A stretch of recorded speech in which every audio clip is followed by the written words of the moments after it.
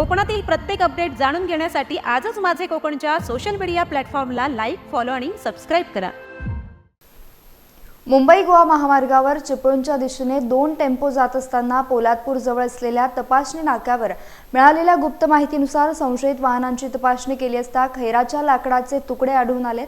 या वाहनांवर पोलादपूर वनविभागाने कारवाई करत 52,000 किमतीचे खैर लाकडाचे तुकडे आणि 12 लाख किमतीची वाहने जप्त करण्यात आली आहेत।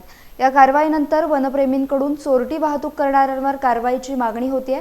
याआधी देखील 3 ते 4 वेळा अशीच मोठी कारवाई रत्नागिरी आणि रायगड जिल्ह्याच्या सीमेवर असणाऱ्या पोलादपूर वनविभागाच्या वतीने करण्यात आली होती। विशेष म्हणजे खैराटची मोठी तस्करी खेड आणि चिपळूण या भागात होत असल्याचं निष्पन्न झालंय।